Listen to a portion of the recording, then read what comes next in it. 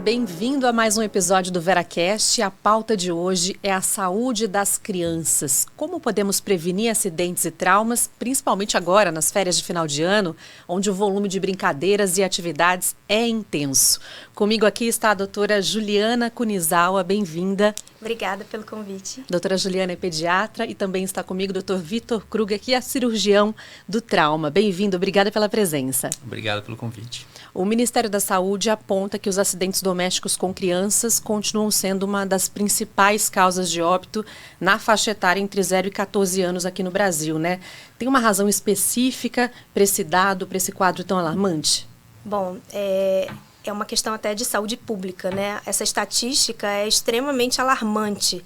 Então, ela exige um olhar, né, tanto do nosso governo, né, quanto das nossas famílias, da nossa comunidade como um todo, né? Porque, além do óbito, a gente tem a questão das sequelas, né, que vão comprometer a vida desse indivíduo o resto da vida. Tá?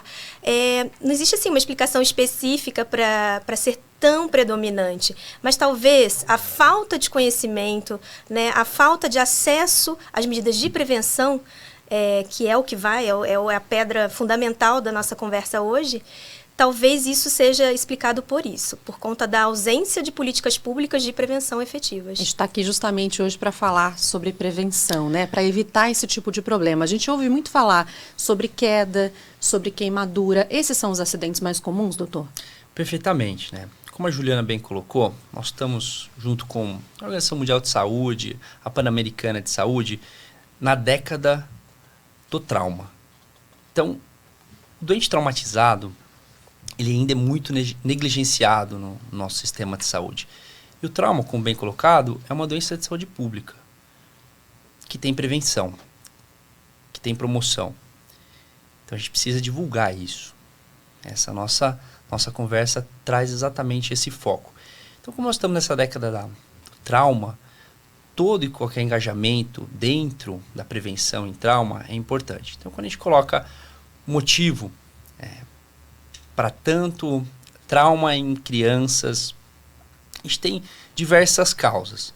Entre elas, obviamente, o desenvolvimento da criança, a vontade de aprender, a curiosidade, também a falta, né, do cuidador saber qual seria ali um limite, né, do perigo.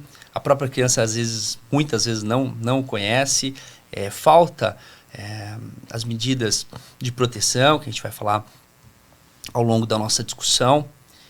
Então, nesse contexto todo, quando a gente pega as causas mais prevalentes, né, das internações, as quedas são certamente a causa mais comum, que essas crianças são hospitalizadas, são lesões multissistêmicas, e dentro das causas de mortalidade, os eventos de trânsito, associado principalmente, né, os atropelamentos em crianças, é uma estatística importante, que a gente tem que ter um olhar muito judicioso.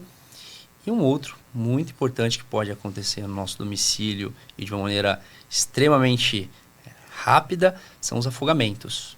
Então, as duas principais causas de mortalidade são os eventos de trânsito com atropelamento, seguidos dos afogamentos. E as principais causas de hospitalização são as quedas, seguido das queimaduras. A gente sabe que criança tem uma baita energia, né? E é muito gostoso ver criança se divertindo, sendo livre, brincando, né? E pro cuidador, seja mãe, pai, avós, quem está ali responsável por aqueles cuidados, é muito difícil encontrar também esse limite entre deixar a criança livre e também reforçar alguns cuidados, né, doutora? Isso, então, as medidas de prevenção, elas vão ser realizadas de acordo com a necessidade de estímulo e de proteção de cada faixa etária. Então, a gente didaticamente divide em faixa etária as necessidades de estímulo e proteção de cada uma delas, para que a gente estabeleça as medidas de prevenção efetivas. Tá? E respeitando a questão da liberdade, do desenvolvimento, do estímulo à independência. Tudo isso é extremamente importante para o desenvolvimento da criança. De idade para idade isso muda, então a orientação é diferente. Muda. Por exemplo, do nascimento aos 4 meses de idade, os acidentes eles estão relacionados diretamente com o descuido do cuidador. Por quê?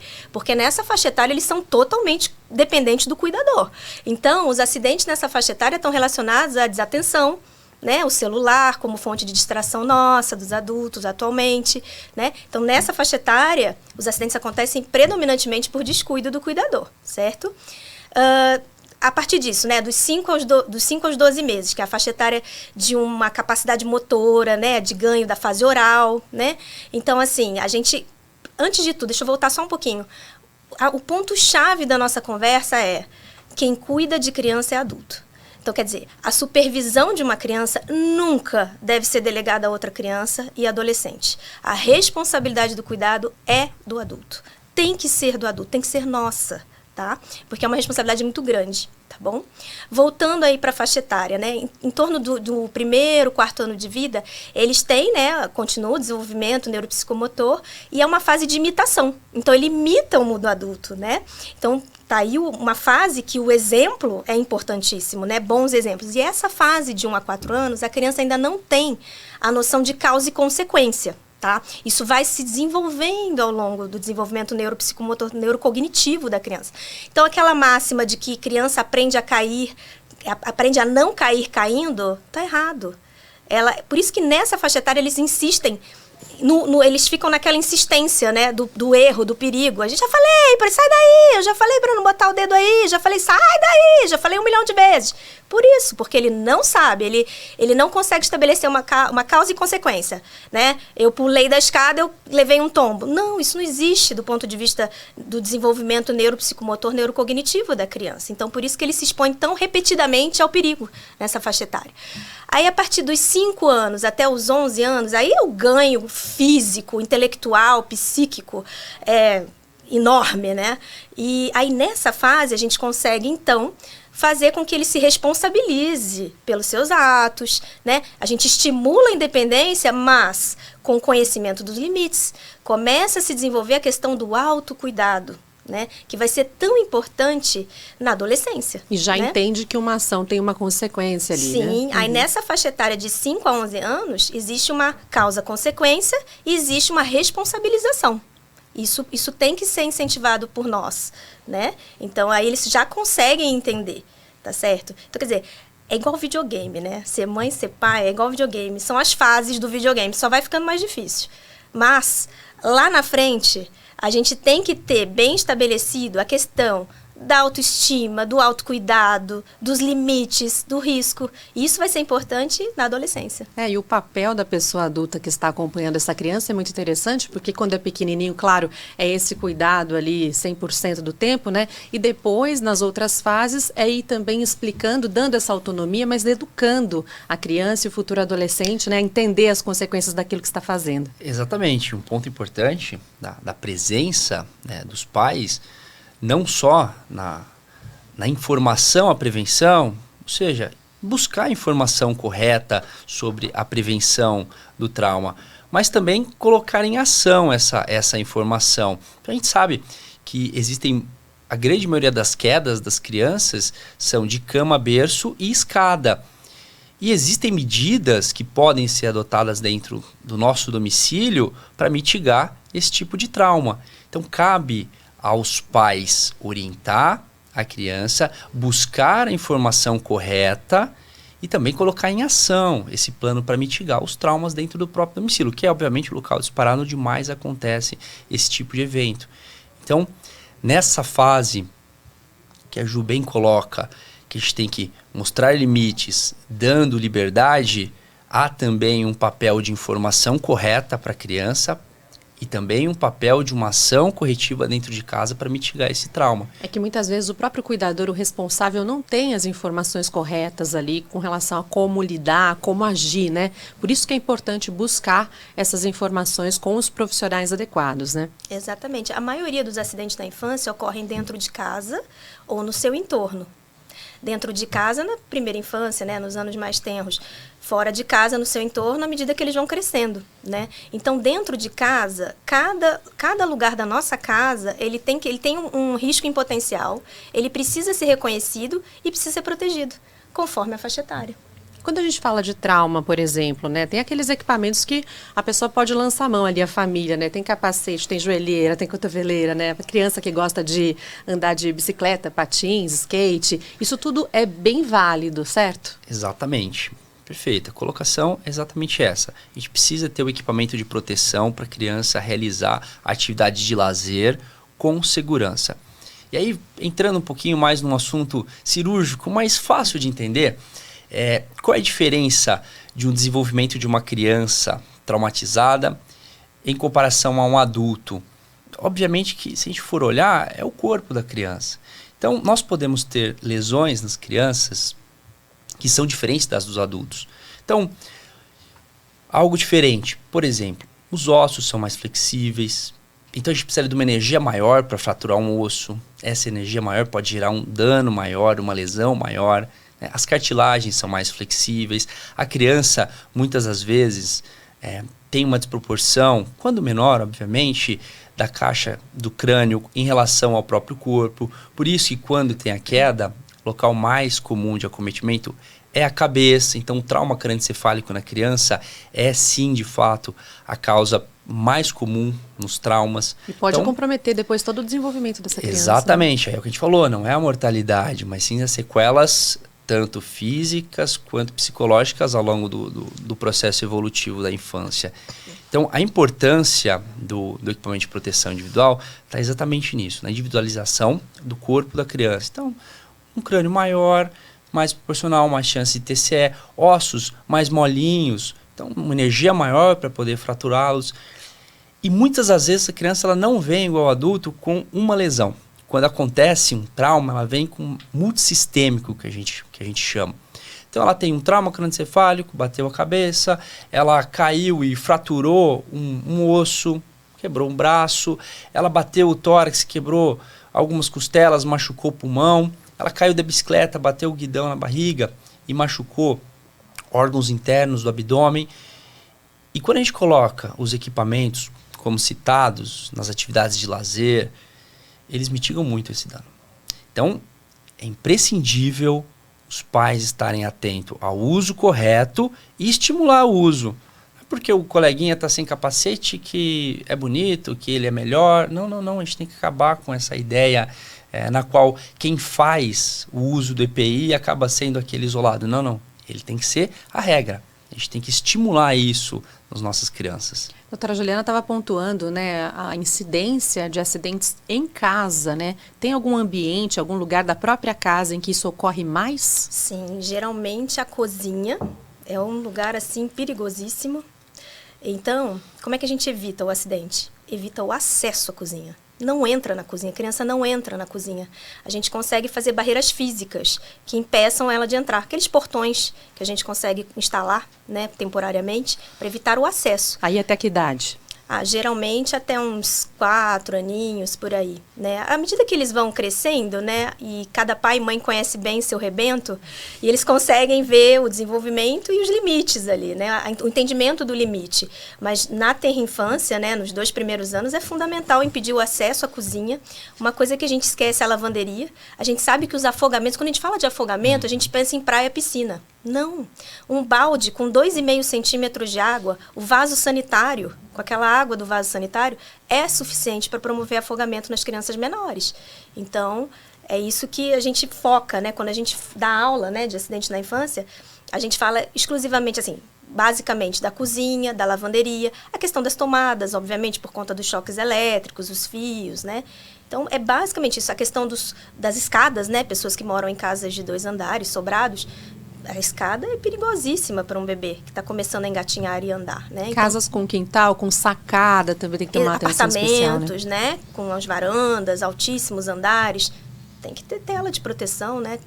Ele tem que ser inacessível para a criança, porque a gente está cansado de ver histórias trágicas na mídia, né? Cotidianamente. Então, é nossa função fazer a prevenção. A casa com criança tem que ter uma revisão aí em todos os ambientes, não tem jeito, né? Exato. A gente tem que mudar o conceito. Né? Mudar o conceito e usar do nosso conhecimento, da nossa informação, para poder deixar a nossa casa mais segura para eles. E a gente está pensando também nas crianças menores, mas quando a gente traz para uma faixa etária de uma pré-adolescência, crianças entre 10 e 14, 15 anos, existem alguns pontos que a gente também tem que deixar bem claro, né, para as crianças, né? A ideia da recreação segura, que nem bem colocado. Então, por exemplo, vai andar de bicicleta, não só o EPI, que nem nós já colocamos, mas respeitar a lei de trânsito do condomínio, evitar brincadeiras excessivas ou abusivas entre eles, que pode ter algum dano. Vai ter uma recreação esportiva no local, ter alguém que tenha consciência para poder orientar as crianças. Olha, é uma recreação, para a gente evitar qualquer tipo de algum contato físico maior, algum tipo de lesão maior nessas crianças que são maiores. Então, assim, não é incomum, acaba atendendo crianças aí de 12, 13 anos que têm trauma durante a atividade física na própria escola. Então, isso traz um olhar um pouquinho mais judicioso, criterioso dessa multidisciplinaridade de dentro da própria escola. A gente também ter atenção às atividades físicas das crianças maiores. Então, é uma visão mais global. E essa questão do afogamento na própria casa também é alarmante, né? Agora, no verão, eu imagino que os casos aumentem ainda mais, né? Com relação a piscinas, ao mar, né? O pessoal viajando aí, os casos de afogamento com crianças e jovens aumenta bastante, né? Sim, os afogamentos, eles são extremamente trágicos. São a principal causa de óbito, como o Vitor já falou. Mas também são a principal causa de sequela neurológica grave nas crianças. Então, assim, é aquilo que eu falei no começo do programa, é supervisão. A gente tem que ter algum adulto responsável. E geralmente em festas, né, tem a piscina, ninguém nunca está olhando. Então, a gente tem que ter, igual escala de plantão de médico. Quem que está de plantão agora na piscina? Quem que vai olhar as crianças? Exclusivamente a sua função será observar a movimentação das crianças na piscina. E a gente faz um revezamento, obviamente, para ninguém deixar de aproveitar a festa. Mas isso é imprescindível, porque a gente sempre pensa, tem alguém olhando. Nunca tem ninguém olhando.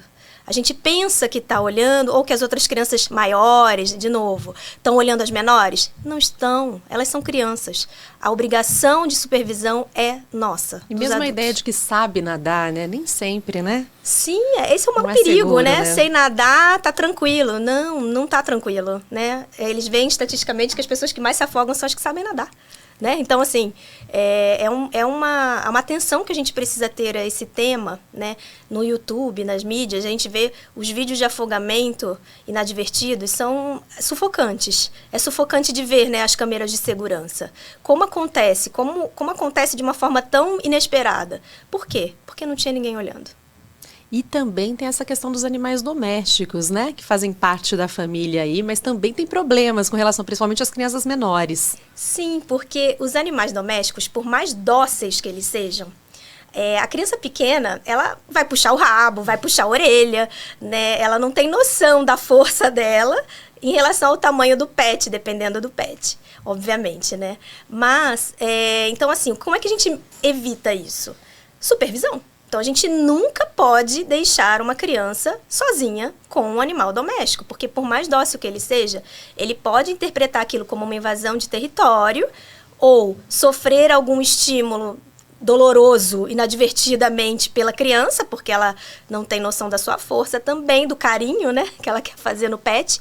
Então, a gente tem que ter sempre a supervisão de um adulto, para que isso não aconteça e evite as mordeduras, que em muitos casos, né, podem ser fatais. Dependendo da raça, por exemplo, de um cachorro, nós sabemos que pode ser fatal. Um ataque do cão à criança, né? Agora eu queria aqui uma orientação de vocês para um problema, para uma questão que é contemporânea, né? Que é a internet, são as crianças usando a internet, conectadas aí ao celular, falando entre si, propondo esses desafios que deixam muitos cuidadores responsáveis aí de cabelo em pé, com certeza, né? Como lidar com isso, já que coloca, com certeza, as crianças em risco, né? E é um risco da sua integridade física e também da saúde mental. Sim, o uso excessivo de telas é outro problema de saúde pública, né? Nós temos vários problemas para resolver nessa década. Exatamente. E, principalmente os adolescentes, somam-se os riscos do mundo real aos riscos do mundo virtual, com os desafios de aspiração de pimenta, canela, desodorante, e a gente tem visto realmente sequelas graves em relação a esses quadros, que são broncoaspiração, né, de substâncias. E então, assim, o que a gente tem que fazer para tentar evitar que as crianças e os adolescentes caiam nessas armadilhas virtuais?